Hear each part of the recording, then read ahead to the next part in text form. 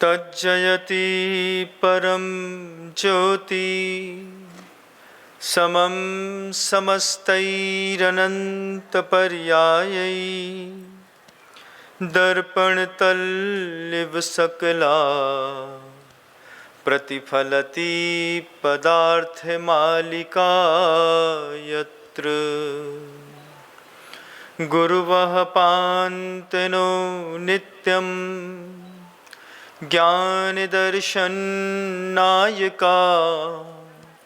चारित्रार्णव गंभीरा मोक्षमार्गोपदेशका।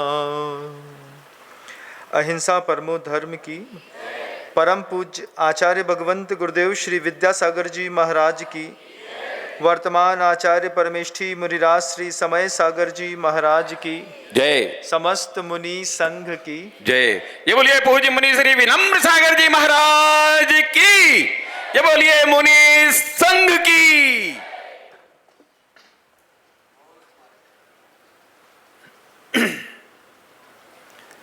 आप लोगों ने मोबाइल की स्क्रीन पर या फिर बड़े बड़े मॉल की स्क्रीन पर बड़े बड़े सफल अभिनेताओं को, अभिनेत्रियों को देखा होगा। देखा है कि नहीं? देखा है। मोबाइल की स्क्रीन पर देखा होगा, मूवी में देखा होगा, वेब सीरीज में देखा होगा, नेटफ्लिक्स पे देखा होगा, रील्स पे देखा होगा, इंस्टाग्राम पे देखा होगा। कभी टॉकीज गए होंगे तो टॉकीज पे देखा होगा। कोई फेवरेट हीरो या हीरोइन आपकी ज़िंदगी का एक आध कोई हो तो। सदी के महानायक हैं अमिताभ जी,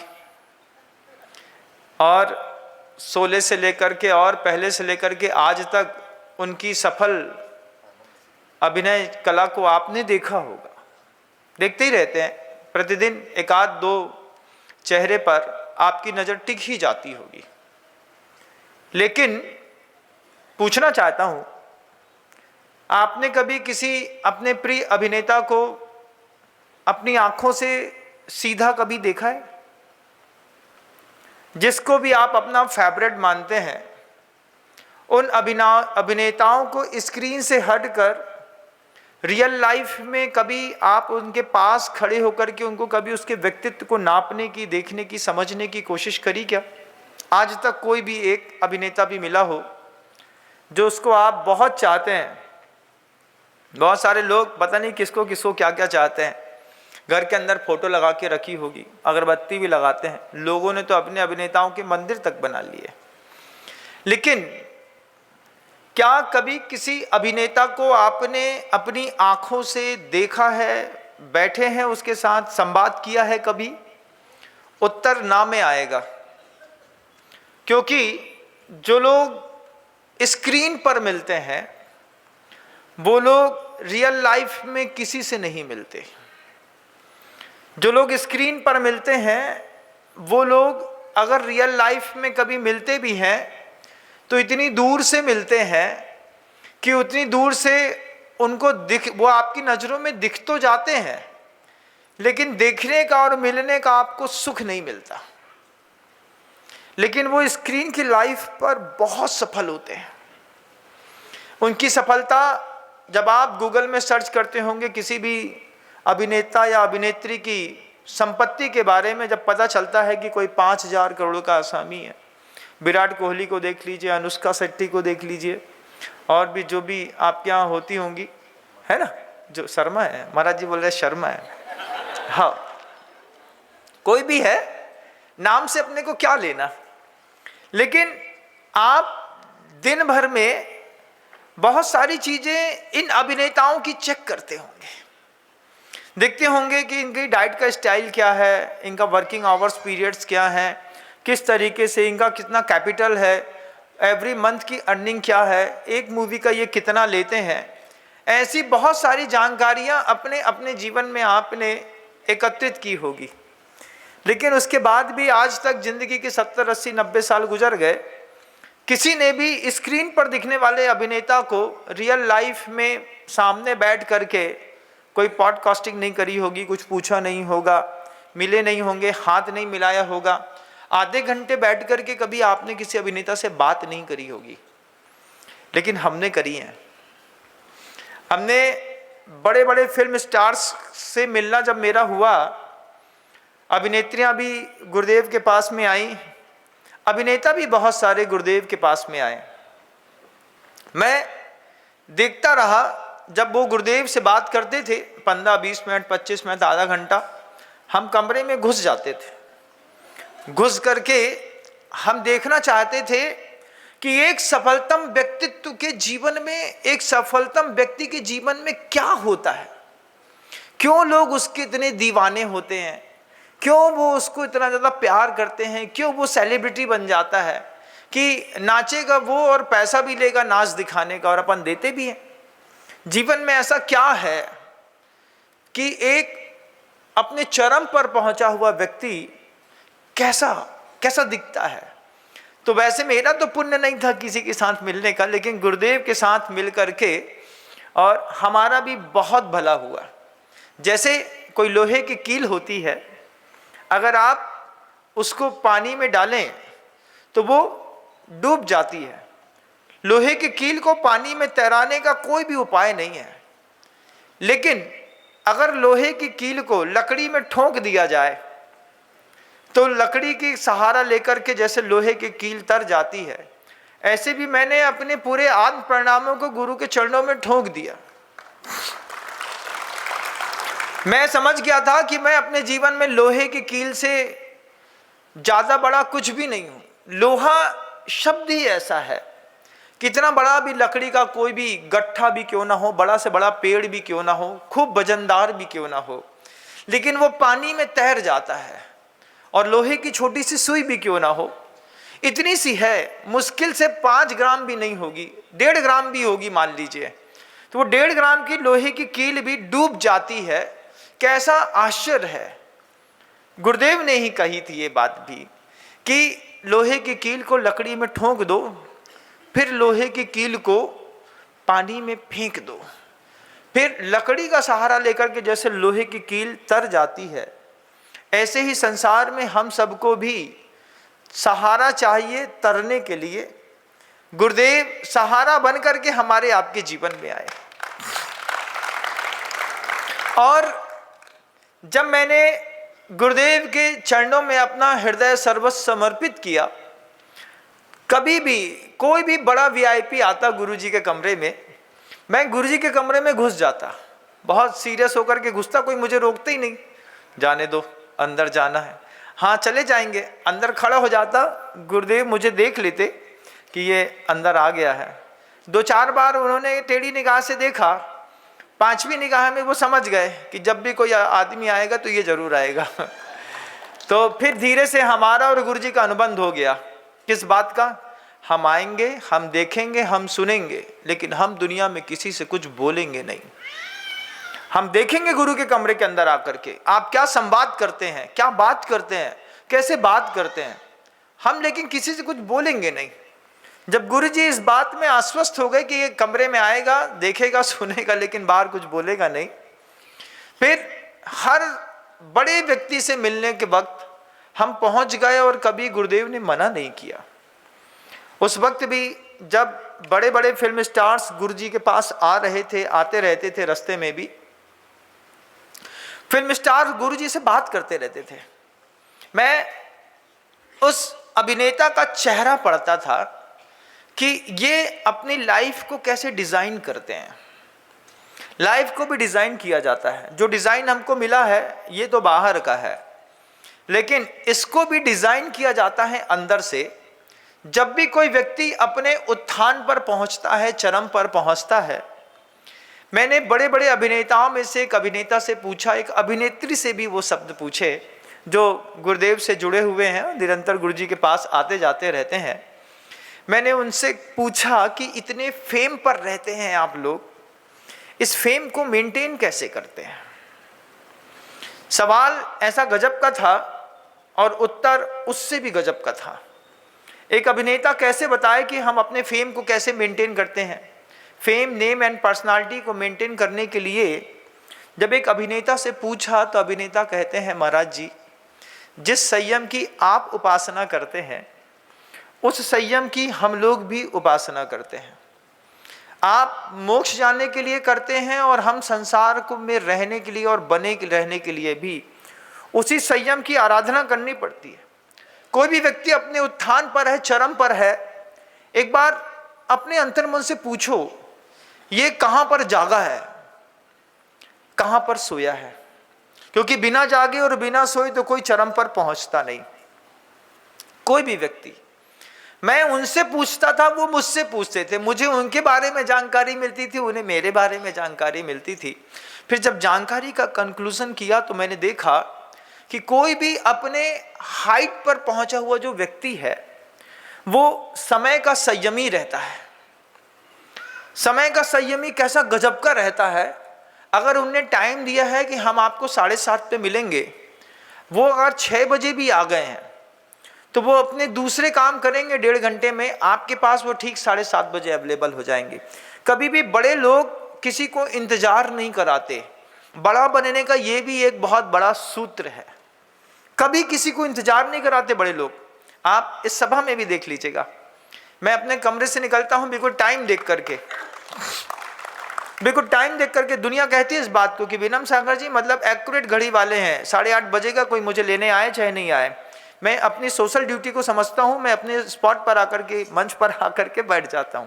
समय का संयमी बनिए। ये चीज अभिनेताओं से भी हमने सीखी। जब नरेंद्र भाई मोदी भी गुरुदेव के पास आए, राजनाथ सिंह जी भी आते थे, नितिन गडकरी आए, पहले से उनके प्रोटोकॉल का टाइम आ जाता था, 2:30 बजे मिलेंगे। गुरुदेव ने कह दिया मेरे पास 3:30 से पहले समय नहीं है, तो वो अपना प्रोग्राम चेंज करते थे कि गुरुदेव के अकॉर्डिंग मुझे अब 3:30 पे जाना है। फिर वो 3:30 बजे आते थे। अपने आप को भी अपने जीवन में ऊंचा उठाने के लिए सबसे पहला एक सूत्र है, अगर आपको अपनी लाइफ एक्चुअल में डिजाइन करनी है, कि अपने कमिटमेंट पर टिके रहिए, समय के संयमी बनिए। क्योंकि अगर हम समय के संयमी नहीं बनते हैं तो धीरे धीरे दूसरे की नजरों में हमारा इंप्रेशन खराब होता है। कमिटमेंट पक्का करिए अपने व्यापारिक क्षेत्रों पे, अपने पारिवारिक क्षेत्रों के, अपने सामाजिक क्षेत्रों में, राजनैतिक क्षेत्रों में, देश के क्षेत्रों में।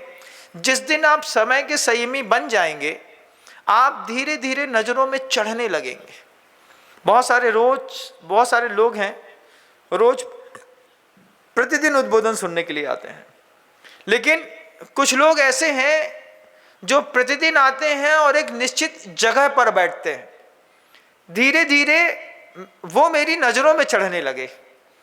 मैं जब कभी भी अपनी नजरें घुमाता हूं तो मुझे पता चलता है कि एक व्यक्ति ऐसा है जो अपने फिक्स स्पॉट पर फिक्स टाइम पर आकर के बैठ जाता है। वो हमसे कुछ कहता नहीं है, लेकिन चूंकि वो समय का और जगह का संयमी है तो धीरे धीरे गुरु की नजर पे अपने आप चढ़ने लगता है। हमने पूछा उन अभिनेत्री से, इतना फेम और नेम कैसे मेंटेन है? पहला उन्होंने सूत्र दिया कि समय का संयमी बनना पड़ता है महाराज श्री। दूसरा भी एक बहुत अच्छा सूत्र था। हमने कहा क्या क्या है जो आपकी लाइफ को डिजाइन करता है? देखिए, वो चीजें हम लोग की लाइफ को भी डिजाइन करती है। जो चीजें एक फेम पर पहुंचा हुआ कोई भी व्यक्ति है, चाहे कोई साधु हो, संत हो, कोई कथावाचक हो, कोई फिल्मी एक्ट्रेस हो, कोई बिजनेसमैन हो, कोई सफल अभिनेता हो, कोई आपके मोहल्ले का सफल व्यवसायी भी क्यों ना हो, आप इन चीजों को उनके साथ भी लागू करके देखिए। हम अपने मोहल्ले में रहने वाले धनवान आदमी से चिढ़ते हैं, लेकिन हम ये नहीं देखते कि उसने अपनी लाइफ को डिजाइन कैसे किया है। लाइफ को डिजाइन कैसे किया, अगर आप चीज देखेंगे तो सबसे पहले उनके जीवन में समय का संयम पहली प्राथमिकता रहती है। दूसरी प्राथमिकता रहती है कि वे अपनी ऊर्जा को संयमित करके रहते हैं। हर बड़े आदमी का एक डाइटिशियन जरूर मिलेगा। बड़ा आदमी का डाइटिशियन बताता है कि सर अभी आप और कॉन्शियस होने की जरूरत है, अभी 20 किलो वजन कम करना है, 5 किलो बढ़ाना है, 2 किलो कम करना है, अभी आपका चेहरा ऐसा दिख रहा है, इसको ऐसा करना है, आपके चेहरे का रंग बदलना है। तो सबसे पहले वो अपने ऊर्जा का संयमी बनता है। दूसरे नंबर पर हर बड़े आदमी का एक डाइटिशियन है। आपकी लाइफ में भी कोई डाइटिशियन है कि नहीं है? हमारा डाइटिशियन महाराज जी हम खुद ही हैं। जब जो मर्जी आती है, सब अंदर, घर के अंदर का भोजन करके बाहर निकले, फुल्की वाला मिला तो वो भी अंदर, फिर एक पान अंदर, फिर एक कॉफ़ी अंदर, फिर एक समोसा अंदर, फिर 2 केले अंदर, फिर सागर गहरे चले गए तो वहाँ पे कुछ अंदर, पप्पू का ढाबा मिल गया तो वहाँ पे अंदर, दुनिया जो मिलता है महाराज श्री। क्यों? क्योंकि आप फेम और नेम की कीमत नहीं समझते। आप बिल्कुल नहीं समझते हैं कि एक सफल व्यक्ति के साथ एक ऊर्जा का संयम बनाने वाला एक बेहतरीन डाइटिशियन भी होता है। अपनी लाइफ में भी एक डाइटिशियन बना के रखिएगा। मैं करीब करीब प्राय करके सभी ऋतुओं का आहार विज्ञान यूट्यूब पर बोल चुका हूँ। आपको देखना चाहिए कि बरसात में क्या खाया जाता है, ठंडी में क्या लेते हैं, गर्मी में क्या लेते हैं। हमने उनसे पूछा कि क्या सिर्फ डाइटिशियन से काम चल जाता है? तो उन्होंने एक बहुत अच्छी बात कही, वो मेरे साथ भी लागू हुई। गुरुदेव भी उस बात को हम लोगों को सिखाते थे, महाराज जी जब कभी भी ऊर्जा का संयम हम बनाते हैं तो हम भोजन के संयम के साथ साथ मानसिक आहार में भी संयम स्वीकार करते हैं। जब ये शब्द एक अच्छी लाइफ को अगर डिजाइन करना हो तो पहला शब्द क्या था? समय का संयम। दूसरे शब्दों में ऊर्जा का संयम। तो ऊर्जा के संयम के 2 भेद हो गए। पहले भोजन का संयम। किसी भी बड़े आदमी को किसी ठेले पर खाते हुए एक भी रील्स देखी है आपने? कभी देखी है कि पप्पू के ढाबे पर कोई अमिताभ बच्चन ने कभी एक समोसा खा रहे हैं और उसकी एक रील वायरल हो गई? कभी देखा? नहीं देखा। ये बड़े लोगों की खासियत है कि बड़े लोग सबके सामने कुछ नहीं खाते, लेकिन जो अभी नए नए पैसे वाले लोग हैं, वो नए नए पैसे वाले लोग हैं, क्या करते हैं? अपना रुतबा दिखाते हैं। जो खानदानी रईस हैं वो मिजाज रखते हैं नर्म अपना, तुम्हारा लहजा बता रहा है तुम्हारी दौलत नई नई है। वो नई दौलत वाले जो होते हैं वो एक बड़ी गाड़ी खरीदेंगे, फैमिली को बैठाएंगे और एक बहुत बड़े रेस्टोरेंट में जा कर के बैठ जाएंगे और शाम को अपने आप को फ्रेश फील करेंगे। आज मैं अपने फ्रेंड्स और दोस्तों के साथ एक होटल में खा कर के आया। आप अमिताभ बच्चन जी का खाना परोसते का रील्स तो दे सकते हैं, खाना खाते का नहीं देख सकते। और अगर कहीं उनका रील्स किसी ने बना लिया तो उनके प्रोटोकॉल्स रहते हैं। आसपास में रहने वाले जो प्रोटेक्ट करने वाले लोग होते हैं वो किसी भी फोटोग्राफर की फ़ोटो को तुरंत डिलीट कर देते हैं। ये फ़ोटो बाहर नहीं जा सकता अगर आपने गलती से खींच भी लिया है तो। क्यों? इम्प्रेशन के साथ साथ जो है वो ये चीज़ हमेशा सेफ कंट्रोल जीवन में चलते हैं कि हम किसी के सामने कुछ भी नहीं खाएंगे। लेकिन आप जहाँ जैसा मिलता है, मतलब लोगों को पता है कि आपकी चॉइसेस क्या हैं। जैसे उस चक्रवर्ती की चॉइसेस को उस रसोइये ने पता कर लिया था कि इसकी चॉइस में आम है, फिर वो आम ही चक्रवर्ती की मृत्यु का कारण बना। ऐसे ही अगर आपकी कोई खाने पीने की चॉइस लोगों को पता चल जाए तो हो सकता है उसी चॉइस के चक्कर में आपका पतन हो जाए। किसी बड़े आदमी की डाइट के बारे में वो कितना भी लिख दे कि दाल चावल खाता है, इडली डोसा खाता है, एक्चुअल में वो क्या खाता है कुछ नहीं पता। लेकिन दोनों तरफ का शरीर का भी भोजन विज्ञान। और दूसरी सबसे बड़ी बात, उस अभिनेत्री से जब हमने बात करी, अभिनेता से भी जब बात करी, तो उनका एक शर्त का, महाराज जी हम लोग जिनसे अपनी लाइफ को डिज़ाइन करवाते हैं वे बड़े बड़े मोटिवेशनल स्पीकर्स होते हैं जो घर के अंदर आकर के पर्सनालिटी डेवलपमेंट के रूल्स सिखाते हैं। जब कभी भी पर्सनालिटी डेवलपमेंट के रूल्स होते हैं तो उन्होंने कहा कि आपके चेहरे पर आपके कॉस्मेटिक्स से ज्यादा आपके कॉन्फिडेंस की चमक होनी चाहिए। कॉस्मेटिक्स से ज्यादा कॉन्फिडेंस की चमक के पीछे का एक उन्होंने राज बताया कि बदले की भावना से मुक्त होकर के हम जब काम करेंगे तब हमारे जीवन में कॉन्फिडेंस की चमक आती है। शब्द सुनकर के बड़ा चमत्कृत हुआ। फिर उन्होंने कहा कि महाराज श्री, मानसिक आहार में जिस कारण से चेहरा डल पड़ता है, कॉन्फिडेंस डल पड़ता है, उसमें सबसे पहला कारण है जेलसी। हम लोगों में आपस में कोई जेलसी नहीं होती और जिस भी एक्टर की, जिस भी डायरेक्टर की, जिस भी सफल अभिनेता की, जिस भी सफल व्यवसायी की लाइफ में जेलसी आई और उसके चेहरे में झुर्रियां पड़ना शुरू हुई, तो धीरे धीरे जब किसी का भी जेलसी टाइम पीरियड बढ़ जाता है तो वो अभिनेता की फील्ड से हट करके इंडस्ट्रिस्ट की फील्ड पर चले जाते हैं। जितने भी बड़े बड़े अभिनेता हैं, ये कितनी भी अच्छी मूवी बनाते हों, लेकिन ये जानते हैं कि ये मूवी में हम जीवन भर टिके नहीं रहेंगे, तो धीरे धीरे मूवी से आने वाले पैसे को ये दूसरी जगह इन्वेस्ट करते हैं। कोई इंडस्ट्री डालते हैं, कहीं शेयर मार्केटिंग में डालते हैं, कोई और कॉलोनी काटते हैं। ऐसे बहुत बड़े बड़े अभिनेताओं की कॉलोनियाँ सागर और दमोह और जबलपुर जैसे शहरों में भी कटी हुई हैं। उनके बीच के कुछ मैनेजर वगैरह रहते हैं, वो वहाँ मैनेज करते रहते हैं, पता चलता है किसी और नाम से, लेकिन इसके प्रॉफिट जो है वहाँ तक जा रहा है। ऐसे कई कॉलोनी, कई इंडस्ट्री आपके इंदौर शहर के अंदर भी हैं बंधुओं, कि बड़े बड़े अभिनेता यहाँ पर भी इंडस्ट्री चला रहे हैं, लेकिन हमको पता नहीं है। उसके पीछे का एक ही कारण था कि जैसे जैसे लाइफ में जेलसी बढ़ती है, चेहरा बिगड़ता चला जाता है और स्क्रीन के ऊपर चेहरे की कीमत रहती है। उन्होंने कहा कि दूसरा चीज है ऊर्जा का संयमी।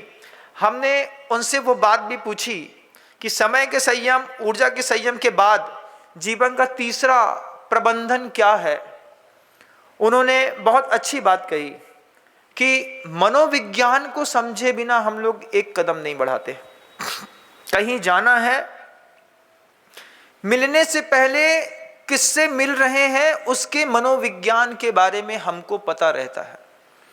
आप किसी से मिलते हैं, उसके मनोविज्ञान के बारे में आपको पता नहीं रहता है। जब साधु से मिलते हैं तो साधु का भी तो एक बार मनोविज्ञान पढ़ के देखो, क्या खाते हैं, कैसे रहते हैं, रात में कैसे सोए होंगे, आप कैसे सोते हैं और मैं कैसे सोता हूँ, दोनों एक ही चीज़ होता है क्या? लकड़ी का एक पाटा रहता है, अगर मान लीजिए कमरे में शीतांश है और टेम्परेचर ऑटोमेटिकली 18-19 में कंट्रोल हो गया है, 17 में कंट्रोल हो गया है, तो 17 के कंट्रोल टेम्परेचर में बिना किसी भौतिक संसाधनों के कमरे का टेम्परेचर मान लीजिए डाउन हो गया, तो पर भी ऐसे ही दिगंबर अवस्था में रात में सोना पड़ता है और ठंडी लगती है, फिर नींद खुलती है, फिर 1 बार 2 बार 4 बार 6 बार खुलती है। आपकी जैसी बहुत लग्जीरियस लाइफ नहीं है साधु की। साधु कैसा होता है कि मान लीजिए 9:15 पे सोया तो पहली नींद उसकी 10:30 पौने 11 पे खुल जाएगी, 11:30 पे खुलेगी तो 12 बजे लगेगी, फिर 12 बजे लगेगी, फिर जाकर के 1:30 बजे खुलेगी। 3 4 5 पार्टों में नींद आती है। एक मनोविज्ञान देखिएगा कि जैसा हम सो कर के आ रहे हैं, जैसा हम खाते हैं, ऐसा साधु नहीं करते। क्यों? हाइट पर पहुंचना है, एक जीवन के किसी लेवल को मेंटेन करना है, तो जीवन में बहुत कुछ संयमित चाहिए। और रात में जगने का जो ये मौका ठंडी गर्मी बारिश के कारण मिलता है, इसका भी आउटपुट इनपुट सरप्लस में जाता है। 1 घंटा जागे तो 1 घंटा बर्बाद नहीं किया, कुड़कुड़ नहीं करी इस बात के लिए कि नींद नहीं आ रही है। माला उठा लेंगे, कहीं दूसरी चीज उठा लेंगे, कोई चिंतन कर लेंगे, थोड़ा सा कहीं लिख दिया, कहीं कुछ कर लिया, और वही चिंतन सुबह उद्बोधनों का विषय भी बन जाते हैं। दिन तो व्यस्त निकल जाता है, लेकिन रात तो चिंतन के लिए उपलब्ध रहती है। साधु का 24 घंटे की अपनी लाइफ है, बहुत अच्छी। उनका मनोविज्ञान बिल्कुल सदा हुआ है। अगर आपका भी सदा हुआ है तो आपका समय सदा हुआ है, आपकी ऊर्जा के प्रवाह सदे हुए हैं, आपका भोजन, आपका मानसिक आहार, आपका मनोविज्ञान सदा हुआ है। साथ ही साथ वो एक और अच्छी बात कहते हैं कि संयमी के साथ साथ संवेदनाएं भी हम लोगों की बड़ी प्रबल होती हैं। जब हम कोई मूवी लॉस में चली जाती है तो हम लोग कोशिश करते हैं कि सामने वाले डायरेक्टर को लॉस ना हो। आपने कभी कोशिश करी कि आपके घर में, परिवार में अगर बड़े पिताजी की या पिताजी की या भाई की कोई मूवी, लाइफ की मूवी लॉस में चली जाती है, तो क्या आप संवेदना के साथ उसके लॉस को कवर करने के लिए कोई पुरुषार्थ करते हैं? नहीं करते। करते हैं क्या? नहीं करते महाराज। बंटवारा होने के बाद चाचा के घर में अगर घाटा लग गया तो हम तो पैसा नहीं देंगे, अपराध बे करें और संभालें हम, ऐसा तो नहीं होता। लेकिन ऐसा भी होता है। पनागर में एक ऐसा परिवार है, लश्करी परिवार कहलाता है वो। लश्करी परिवार के 5 भाई, 5 भाई में से एक भाई जिसका किराने की दुकान का बहुत बड़ा काम, उसकी दुकान में आग लग गई। बंटवारा होने के बाद करीब 1.5-2 करोड़ रुपए की राशि का पूरा धन, बिल्डिंग सब जल गई। आग लग गई, रात में लग गई, पता नहीं चला। सुबह 4:30-5 बजे जब पता चला कि आग लग गई है, पूरा सब नष्ट हो गया है। सारे भाई बंटवारा होने के बाद फिर खड़े हुए एक साथ, सबने 25-25 लाख रुपए उसको दिए। बोले कहां से उठोगे, कैसे उठोगे, कौन देगा, कौन करेगा तुम्हारा? हम भाई हैं, इस बुरे वक्त में संवेदना अगर काम ना आई तो भाई भाई ना होकर के कसाई हो जाता है। सारे भाइयों ने एक साथ मिलकर के 25-25 लाख रुपए की राशि दी। दोबारा उसी स्पॉट में 5 दिन बाद जेसीबी चलाई, पूरा स्ट्रक्चर तोड़ा, नए स्ट्रक्चर से फिर से बनाया, बना करके खड़ा किया। दुर्भाग्य 3 साल बाद फिर खिल करके सामने आया। एक बार फिर आग लग गई। फिर आग लगने पर भाइयों ने फिर कहा, 3 साल में फिर बहुत कुछ कमा चुके हैं, एक बार तुम्हारी मदद करना फिर हमारा कर्तव्य बनता है। एक बार पुनः मदद करी बंधुओं, और दोबारा उनको खड़ा किया, और कभी ये अपेक्षा नहीं करी। सगे भाई से कैसी अपेक्षा, वापिस करेगा कि नहीं करेगा, होगा तो कर देगा, नहीं होगा तो नहीं करेगा। कहाँ गया, अपने भाई के पास है। ये संवेदनशीलता भी एक जीवन को ऊपर उठाने का बहुत बड़ा विज्ञान है। समय का प्रबंधन, साथ साथ ऊर्जा का प्रबंधन, मनोविज्ञान का प्रबंधन, संवेदनशीलता का प्रबंधन। उसके बाद हमने उनसे पूछा कि आप लोगों का वैभव तो बहुत रहता है, कितना नेम फेम रहता है, इतने लोगों को सुनते हैं तो आप लोगों को अच्छा लगा रहता होगा। बोले महाराज श्री, ये सब अलग जीवन है। जब हम लोग 15 दिनों में अपने सिस्टम से परेशान हो जाते हैं, तो उस परेशान होने के बाद 2-2 दिन तक हम लोगों के भी गुरु हैं, उन मेडिटेशन गुरु को पास में बुला करके उनसे अध्यात्म की शिक्षा अगर हम ना लें तो कभी भी उस जीवन में जी ना पाए।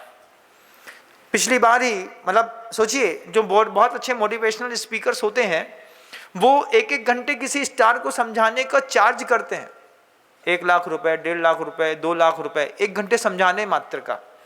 और समझा करके बोलते हैं महाराज जी, जब वो समझाते हैं और जब हम लोग की मेंटलिटी फिर से क्लियर होती है, तब जाकर के हम लोग अपनी ज़िंदगी को जी पाते हैं। ये 1 घंटे का उद्बोधन भी, ये भी आपके जीवन को प्रबंधन के लिए एक भूमिका है।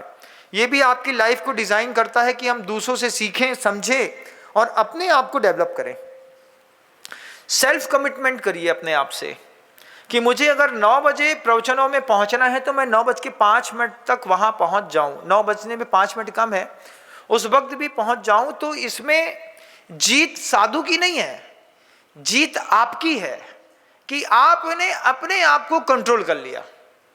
जब सामने बहुत अच्छा भोजन मिल रहा है और उस वक्त पता है कि हमारा पेट हमारा साथ नहीं देगा, और फिर जब आप अपनी जीभ को कंट्रोल कर लेते हैं तो जीत आपकी है कि हमने अपने आप को प्रबंधन कर लिया है। धीरे धीरे उनका फेम जैसे मेंटेन होता जाता है, ऐसे आपका भी फेम मेंटेन होता चला जाएगा। उनसे और पूछा, उनसे कहा कि आपका तो वैभव बहुत है, खूब पैसे मिलते हैं, बहुत कुछ आपके पास संपत्तियां हैं। बहुत मीठे शब्दों में क्या आध्यात्मिक जवाब देते हैं बड़े लोग। महाराज जी, एक पुण्य है और एक पुण्य का वैभव है, ये दोनों चीज़ों में अंतर है। हमको लगा कि साधु हमें कि ये समझा रहा है हमको। खजुराहो की बात है, हम लोग करीब 1.5-2 घंटे तक आपस में बात करते रहे। ये वीरोदय का कार्यक्रम था, उनको बुलाया था मुख्य अतिथि के रूप में। तब उनसे पूछा तो कहते महाराज जी, पुण्य में तो हमारे पास बहुत है, लेकिन हमारे जो गुरु रहे हैं पहले वारकेडी संप्रदाय के, उन्होंने पुण्य में और पुण्य के वैभव में अंतर बता दिया। पुण्य है, घर में बहुत अच्छी संपत्ति है, लेकिन हमारे गुरुजी कहते थे कि पुण्य अलग वस्तु, वैभव अलग वस्तु। वैभव क्या है कि हमारा पुण्य है अगर किसी और के परोपकार में काम आ गया तो उसको हमारे यहाँ वैभव कहा जाता है। तो हमारे पास बहुत सारे वैभव होने चाहिए। हमारे पास ज्ञान का वैभव होना चाहिए। ज्ञान हमारे पास है, लेकिन हमारा ज्ञान किसी परोपकार में काम आ जाए। हमारे पास पुण्य है, लेकिन हमारा पुण्य किसी के काम आ जाए। वाणी का भी वैभव होता है। हमारी वाणी है, हमारे पास बोलने की अच्छी क्षमता है, हमारा चेहरा अच्छा है, हमारे संवाद अच्छे हैं, लेकिन हमारा संवाद, हमारी वाणी, हमारा चेहरा किसी के काम आ जाए और कोई उसका उपयोग कर ले, तब हम समझते हैं कि हमने अपना वैभव जी लिया। इस मामले में अभी हम लोग बहुत शून्य है महाराज श्री। सुनते तो सब हैं, लेकिन अभी चैरिटी करने के लिए मन तैयार नहीं है, कुछ मानसिकता तैयार नहीं है। पुण्य की भी चैरिटी होती है।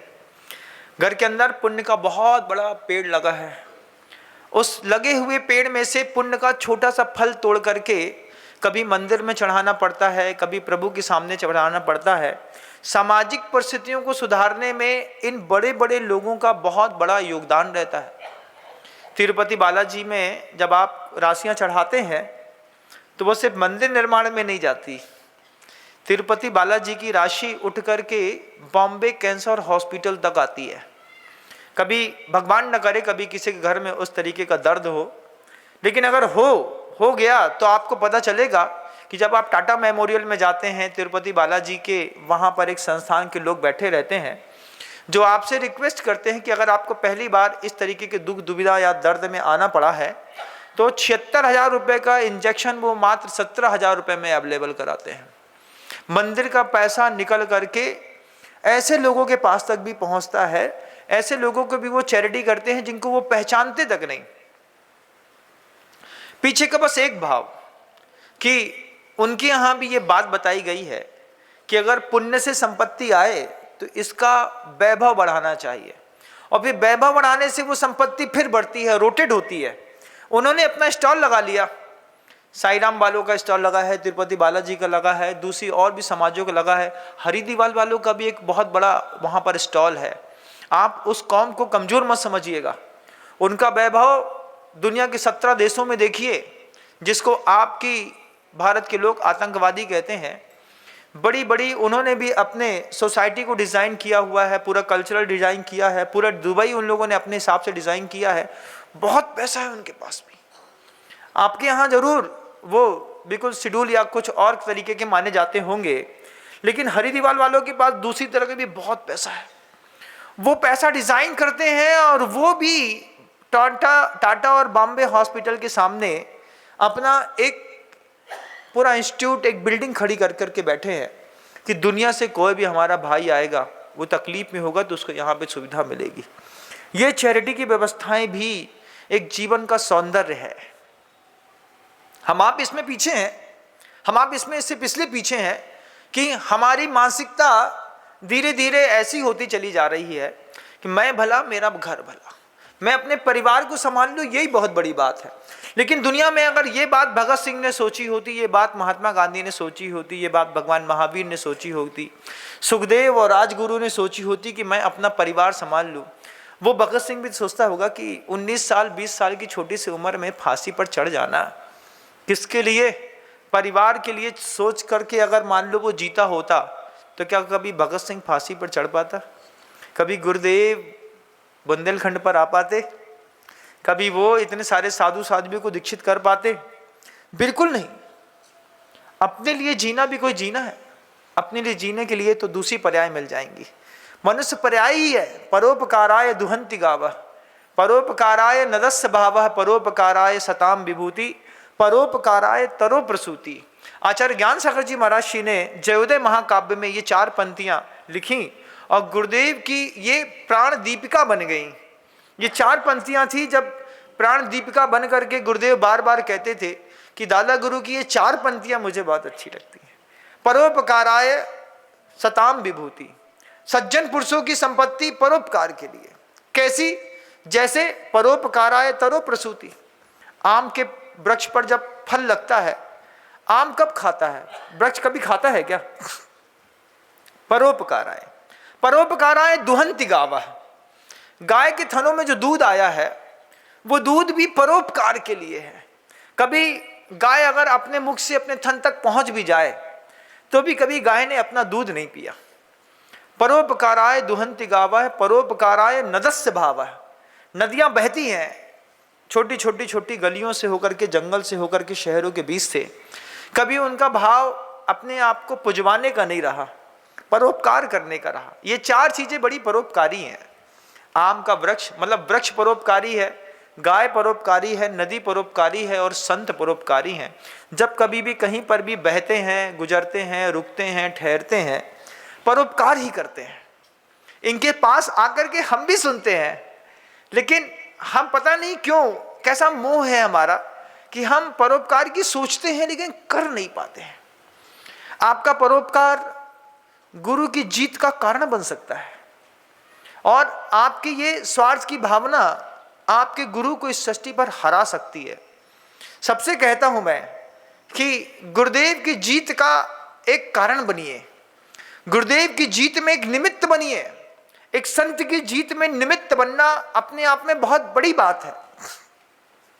जैसे रामचंद्र जी के युद्ध में हनुमान अंगद से लेकर के विभीषण सुग्रीव से लेकर के दुनिया भर की पूरी वानर सेना जो इकट्ठी हो गई थी, वो उसको इस बात का गर्व था कि मैं राम की जीत में निमित्त बना। मुझे भी इस बात का बहुत गर्व होता है कि मैं अपने गुरुदेव की जीत में निमित्त बन रहा हूं। मैं बहुत गर्वित होता हूं इस बात के लिए। अंतर्मन बिल्कुल साफ सुथरा है, बिल्कुल साफ सुथरी घोषणा है मेरी कि जीवन के अंतिम पल तक सिर्फ गुरुदेव के लिए काम करूंगा, गुरुदेव के उस संवाद के लिए, गुरुदेव के प्रकल्पों के लिए अपने जीवन की ऊर्जा दूंगा। ये जब मैं अपनी आप को खुद कई बार बोलता हूं, खुद मुझे लगता है कि मैं जिनके लिए जी रहा हूं वो निमित्त कितने अच्छे हैं। किसी संत के लिए हमारी ऊर्जा, हमारा विज्ञान, हमारा ज्ञान, हमारा संयम, हमारी वाणी, हमारा अन्न निमित्त बन जाए। अपने लिए निमित्त बनना भी कोई निमित्त बनना है। 4 बच्चे पाल लिए, बहुत बड़ा तीर मार लिया, कोई बहुत बड़ा तीर नहीं मार लिया। 4 बच्चे की चिंता छोड़ करके देश की रक्षा कर ली तो भगत सिंह ने तीर मार लिया, राजगुरु ने तीर मार लिया, सुखदेव ने तीर मार लिया, महावीर ने तीर मार लिया, आदिनाथ स्वामी ने तीर मारा। किस बात का? विहाय यह सागर वारि वाससम वधूम विवेमाम वसुधा वधूम सतीम मुमुक्षुरिक्ष्वा कुकुलादिरात्मवान प्रभो प्रभव व्राज सहस्त्र रच्युता। वो निकले घर से बाहर, सब था ना उनके घर के अंदर, असंख्यात देवी देवता पैदा होने के बाद घर के बाहर लाइन लगा करके खड़े थे। आसमान में भी रक्षिकाएं देवियां खड़ी रहती थी, खबरदार अगर ऊपर से भी कोई शक्ति आकर के मेरे इस स्वामी को थोड़ा भी परेशान करे तो। लेकिन निकले ना कंफर्ट जोन से बाहर। कंफर्ट जोन से बाहर निकलिए। कंफर्ट जोन से बाहर निकलने का एक अलग मजा है। घर के अंदर सुविधाएं हैं, वहीं पे कूलर मिल जाता है, अच्छा गर्म पानी मिल जाता है, भोजन मिल जाता है, पत्नी मिल जाती है, इंद्रिय के सुख मिल जाते हैं, पैसा मिल जाता है। लेकिन उसके बाद जब आपके तीर्थंकर आदिनाथ स्वामी उस पूरी कंफर्ट जोन से बाहर निकले, कुछ तो चाहते होंगे अपने लिए भी कंफर्ट जोन से बाहर निकलिए।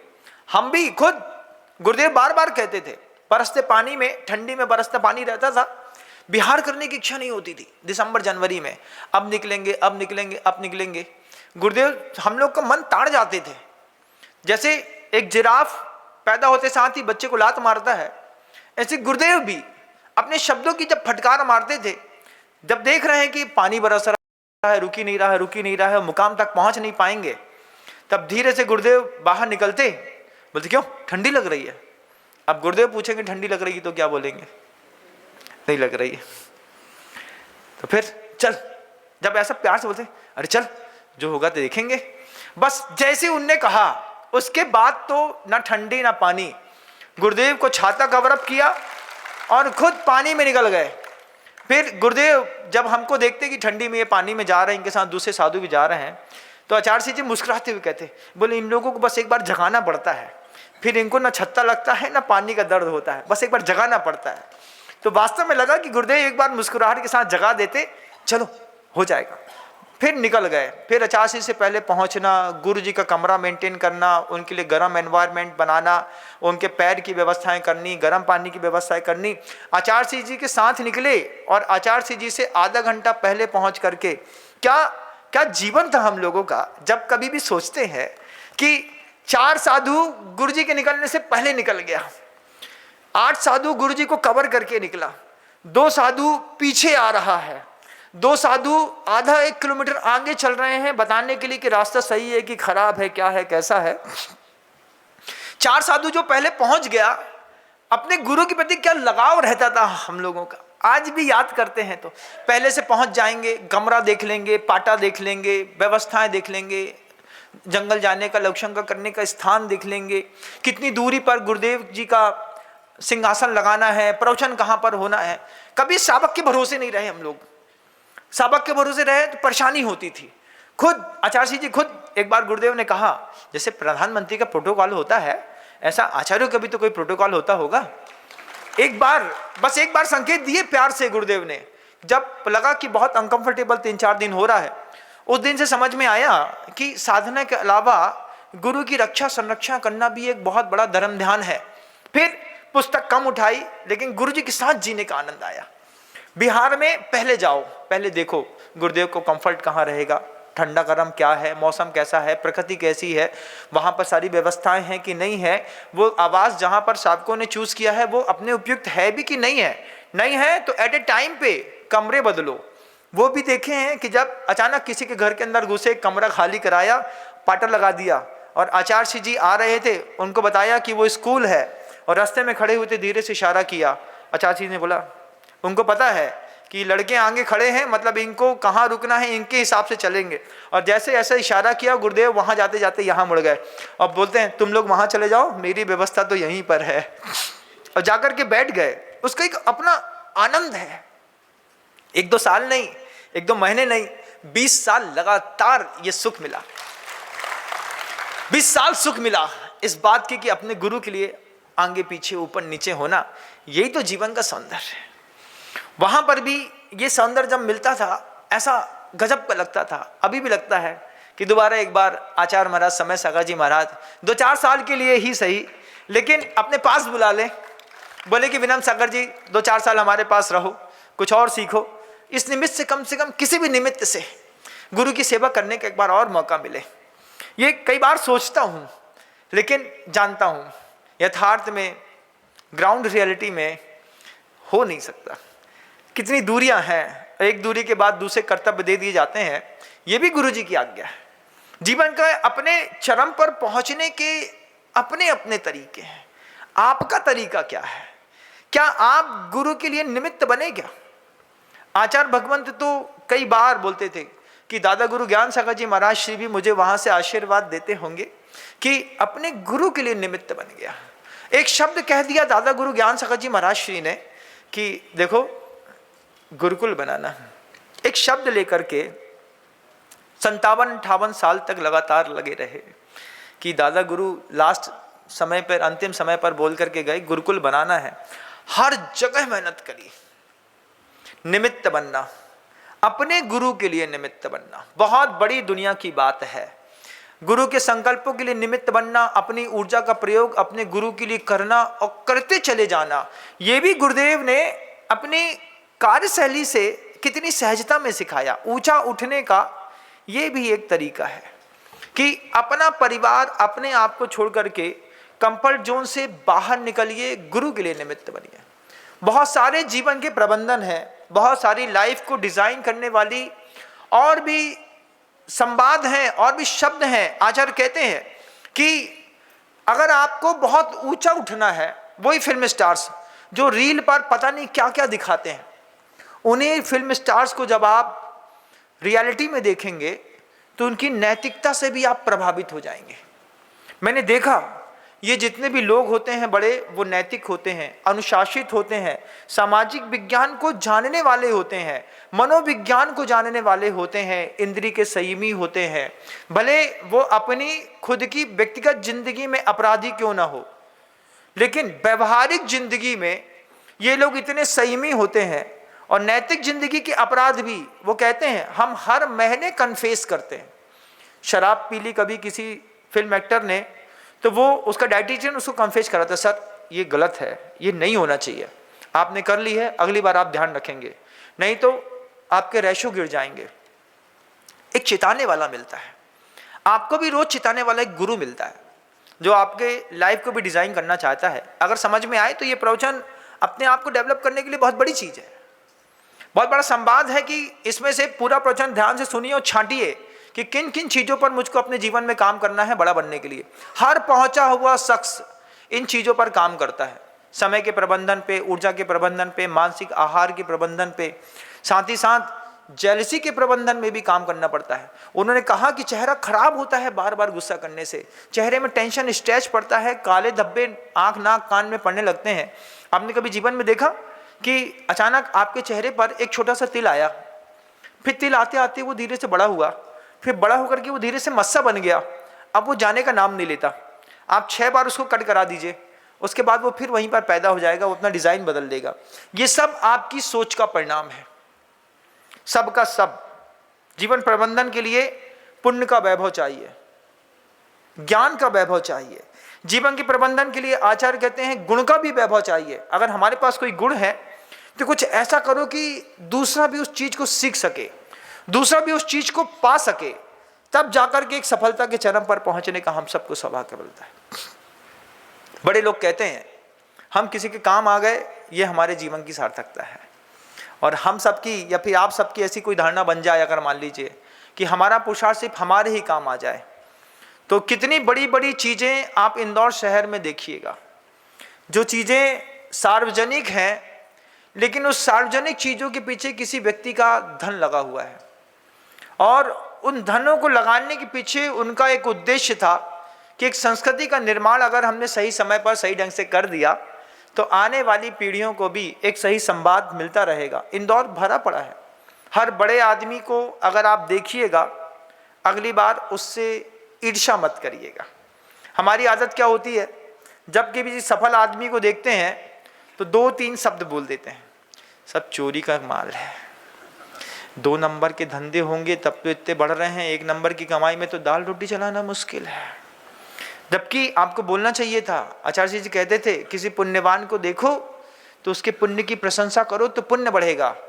और ईर्ष्या का एक बड़ा अच्छा सूत्र है, जिसके साथ की जाती है उसको ताकत मिलती चली जाती है, जिससे जलोगे वो बढ़ेगा। जिंदगी का सूत्र है ये, जिसके प्रति ईर्ष्या करेंगे वो और बढ़ेगा, और ईर्ष्या करो वो और बढ़ेगा। भैया हम 3 साल से कुड़ रहे हैं इनसे, लेकिन जो पहले वैगन आर में घूमते, अब इन लोगों ने इनोवा ले आए, और में भी टॉप मॉडल की लेकर के आए, और कोई बड़ी गाड़ी आती है जैगवार आती है, जैगवार ले आए। कैसे ले आए? तुम्हारे जलवे के बाद भी। तो जैलसी का सूत्र है, आप घर के अंदर भी देख लीजिएगा। जेठानी अगर देवरानी से चिढ़ती है तो देवरानी और डेवलप होती है, और डेवलप, और उसकी वाहवाही होगी। रिश्तेदार आएंगे बोलेंगे बबली तो बहुत अच्छी है, तो बोले बबली बहुत अच्छी है, और हम नहीं तुम भी ठीक हो, लेकिन बबली की बात अलग है। क्यों? ये हर बार बबली का जो चेहरा बदल रहा है उसके पीछे का कारण बस एक ही है कि कोई उससे चिढ़ रहा है, कोई चिढ़ रहा है तो कोई और अपने आप बढ़ रहा है। ईर्ष्या का सूत्र है, जिसके साथ करो वो आपके सामने भी रहेगा और बढ़ता भी रहेगा। अपने आप को बचाने की कोशिश करिएगा। आपका समय खत्म होने को आया, इसलिए शब्दों को विराम दूंगा। अभी बहुत सारे सूत्र हैं जो मेरी कॉपी में दिख रहे हैं, जो गुरुदेव कहते थे कि इनको नोट कर लो, जीवन में कभी काम आएंगे, लेकिन समय के अभाव के कारण कह नहीं पाया। कल एक नए संवाद के साथ पुनः मुलाकात होगी। शब्दों को विराम देता हूँ। गुरुदेव श्री विद्यासागर जी महाराज श्री की जय।